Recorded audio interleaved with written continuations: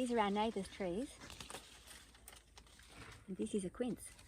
And I've been making lots of fruit leather with these beautiful, generously gifted quince, spiced fruit leather, and giving them out to heaps of people, and everybody's asking for the recipe. So today, I'm going to teach you how to make spice quince fruit leather. Let's go.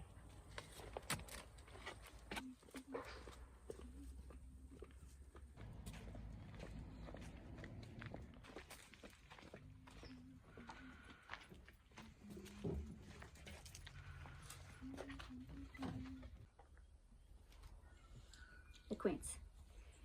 It's in the apple and the hawthorn and the medlar and the rose family, the rosaceae family. There's something grandmotherly about them, and as you saw, they're a really beautiful tree, and in autumn time is when they're abundant, if you're lucky, with fruit. So the first thing I'm going to do, I'm going to quarter the fruit. So I used to peel them, but I don't do that anymore, after I realised that you don't need to. The outside is just sort of a little bit furry. I don't know if you can see from there. And that's why I used to peel them, thinking, oh, it's a bit furry and I don't want to taste that furriness. But when you cook them, it comes off. So the core of it is really dense. So that's the bit that you want to cut out.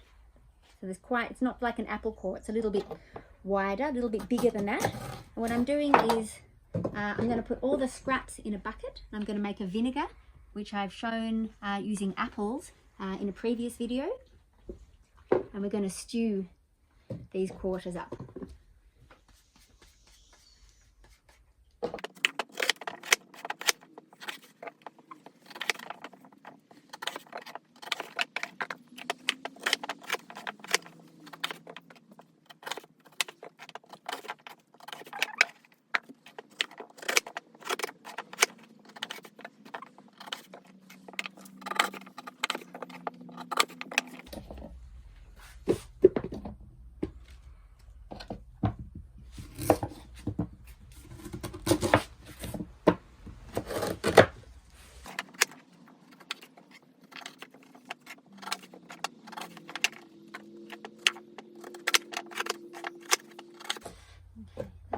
This is the last one, I reckon.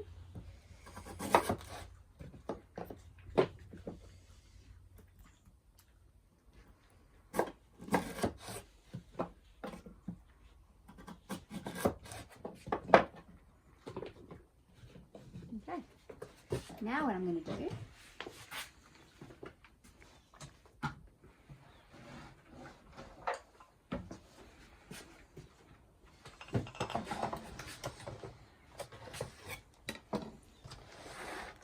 I'm going to add in a whole lot of spices into it. You can, of course, just make a plain fruit leather, and you might like to do that just to get the taste of what it's like as a plain one. But I really like to make a plain sometimes, but usually I like to put some spices in it. So I'm going to start with some cloves, whole cloves, and some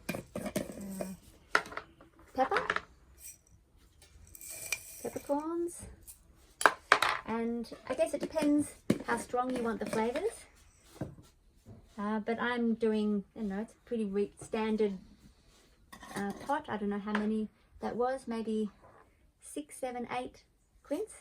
I'm also going to do some cardamom pods and some star anise. And you can put, this is the bit that you get to be creative. You can do whatever you want. You could put some chili in there if that's what you like. And I'm just going to grind it all up.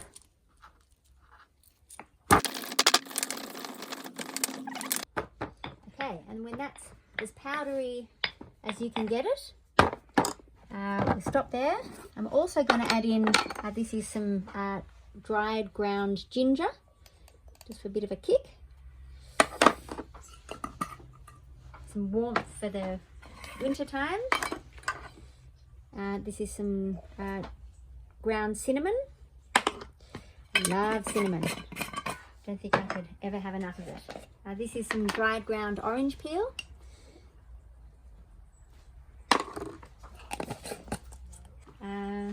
And a bit of turmeric.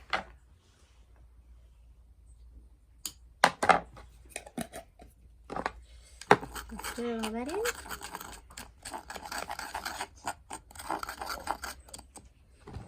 I've made quite a bit, so I'll probably just put half of it in here.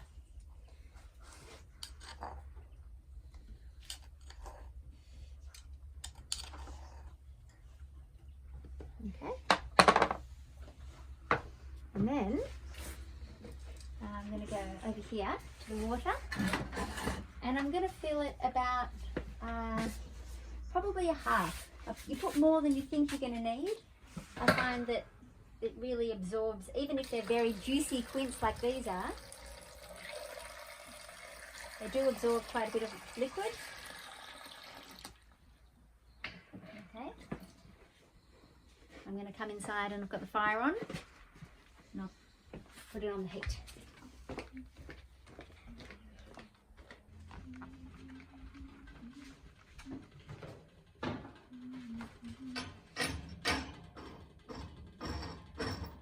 So stick it on your heat source and let that simmer. And if you find that it's getting too hot, then just turn it down, which for us means either closing this, turning it down, or we've got some wire racks, and I'll just stick that underneath it. But you just don't want to let the bottom burn, so you just got to keep stirring. Even though it does have lots of water in there, just don't want to let that burn. Okay, see you in a bit. A masher. Stewed quince. So while the ones that we just put on are cooking, I'm going to just mash these up so they're really, really soft. And I didn't burn the bottom. Yay! Got all the spices in there. You want to get it as fine as you can. And you can use any kind of masher, or you can use a hand blender. However you want to do it. You can even get your hands in there once it's cooled down and really get bodily, get sensual with it. And you can, of course, just eat it like this. You can bottle it. It's really delicious. But we have very generous neighbours who have very generous trees. So in quince season, in the autumn time, we like to make as much fruit leather as we can. Great for storing, great for hiking and bike camping trips, bike camping adventures. And just great for lunches, for snacks. Okay. So we've got the fruit, and now we're going to talk about the leather part, making the fruit leather, also called fruit strap, fruit jerky, fruit roll-up. So you can do this in a number of ways.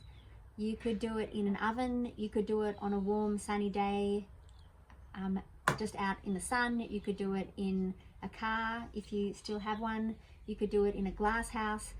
We have a dehydrator, so I'm going to do it in one of those.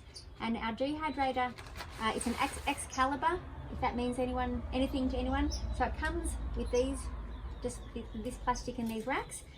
And then, so I don't have to keep using baking paper or wax paper or something like that when I'm making crackers or fruit leathers. I bought some of this. It's a silicone paper, and I bought it in a roll just from our local kitchen shop here in town.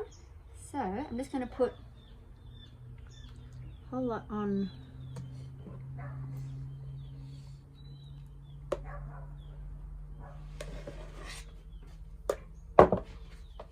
Then got one of these, which is like a spreader, very handy thing.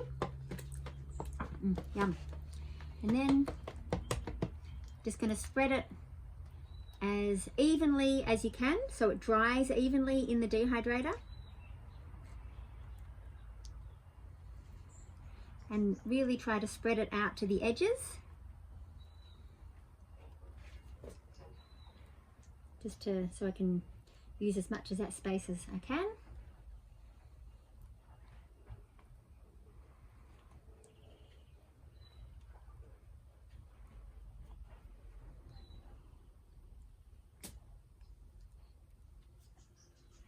And you can do this with quince, you can do it with apple, and pear is really nice. We also do it with some hawthorn berries. I think we've got another video that we've shown that process with the hawthorn berries. You can mix fruit, you can do berries. I also like to do berries and yogurt. You can also do fruit leathers with yogurt, and that keeps the yogurt. Also good for traveling. Beautiful.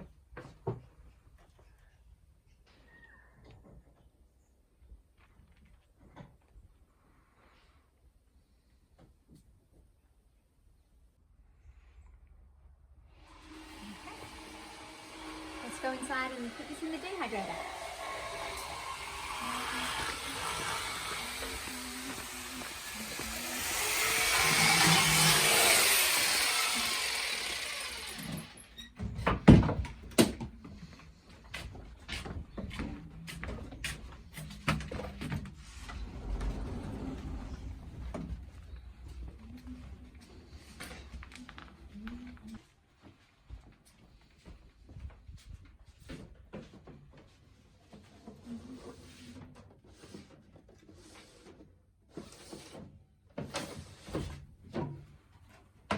And our dehydrator has a setting specifically for fruit leather, so I just put it on that and I turn it on for a couple of hours. So we'll come back in a couple of hours and check on it.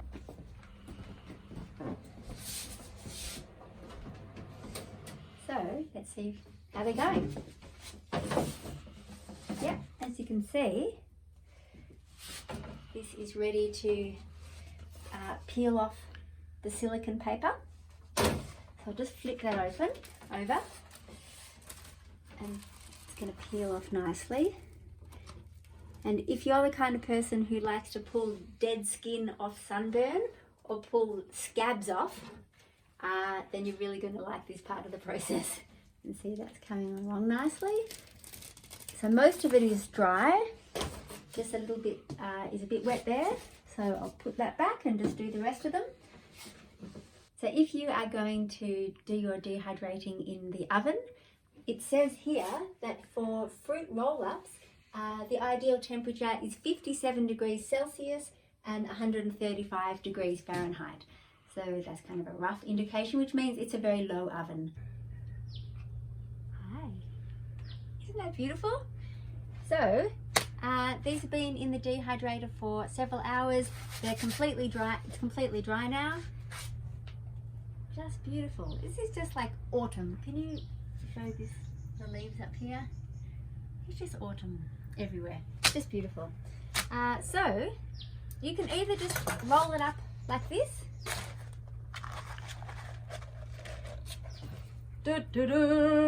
And then you can just send it to a friend or a loved one. Or what we like to do, we like to cut it up into pieces. Just make a stack of them.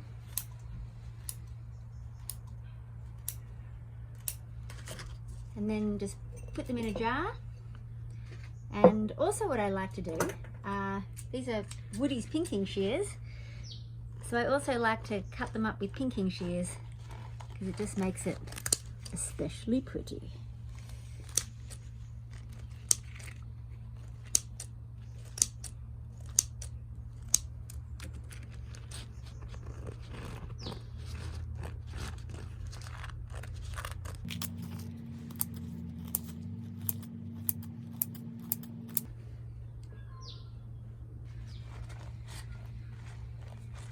Happy fruit leathering!